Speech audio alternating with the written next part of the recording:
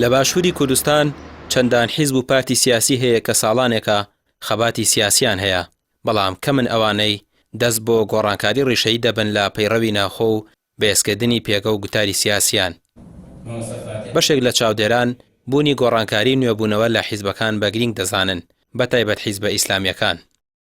خۆی لە ڕاستە ئەوەی کۆمەڵ کردوێتی بە هەڵسەنگاندی ئێمە لە ڕووقیادەوە لە ڕووی گۆڕانکاریەوە توانین بڵێن دەستی بردو بۆ ئەو شتانەی کە ئەساسیاتە بە گۆڕانکاری، چونکە خەڵک بە ناوە خەڵکە ناسێتەوە، ئەو سەرەتا دەستی بردو بۆەوە وە کۆمەڵ ئەزمونێکی هەیە لە بواری گۆڕانکاریە هەر لە دانانی چەکەوە تاوەکو گۆڕینی ناو کە بەواتای ئەتوانین بڵێن کللتورەکەی زمینی بۆ سازکراوە بۆی هەڵبکات لەگەڵ گۆڕانکاریە و نەترسێت لە گۆڕانکاری.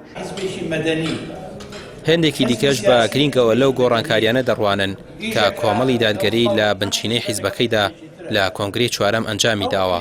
هەمووان چاوەڕوانی هەنگاوی دوای کۆنگرن تا بزانن کۆمەڵی دادگەری چۆن ئاڵنگاری گۆڕانکاریەکان دەبێتەوە.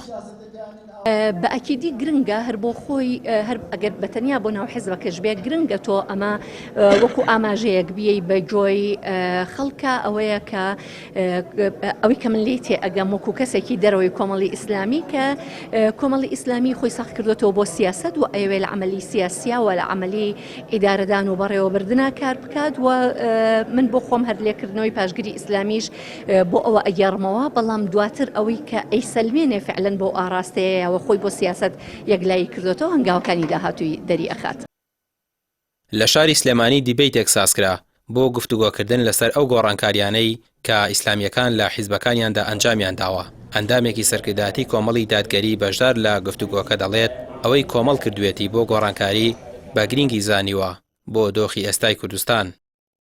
بۆچی ئەم گۆڕانکاریانە کران، بۆچی لەم کاتەیە دەستمان بۆم گۆڕانکاریانە برد؟ ئێمە دەزانین سەیری کۆمەلگا ئەکەین. کۆمەلگای کوردی دیارە خەڵکێکی تایە تەدەیونەکە، خەڵکێکیشی تایە خاوەن قیەمی بەرزە. دۆجار کابرا کە تەدەیونی هەیە خۆی بە ئەندامی ئیسلامیەکان نەزانێ، وازانێ ئیسلامی بوون کەڤەرە لەبەری کردووی تر لە هەموو شتێ پارێزراوە. بەڵام زۆر جاری وایە بین لە دەرەوەی کای ئیسلامیەکە لە دەروی خەڵکە حیزبە ئیسلامیەکە خەڵکی خاوەن قیەمی بەرزە، خاوەن ڕەوشتی بەرزە.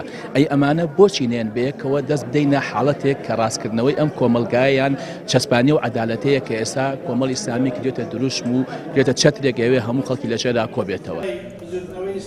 بەشێکی زۆر لە شەقامی کوردی و ڕۆناکبیران و نووسەران هەنگاوەکانی نوێبوونەوە و گۆڕانکاریەکانی کۆمەڵی دادگەری بە هەنگاوێکی بوێرانە و بەشکاندنی بربەستەکانی سەرکەوتنی بەردەم ئەو حیزبە دەزانن، بەتایبەت لە کاتی ئێستادا کە زۆرینەی شەقام چاوی لەسەر هەڵوێستەکانی کۆمەڵە و با ئومێدەوە چاوەڕوانی زیاتریان لێی هەیە.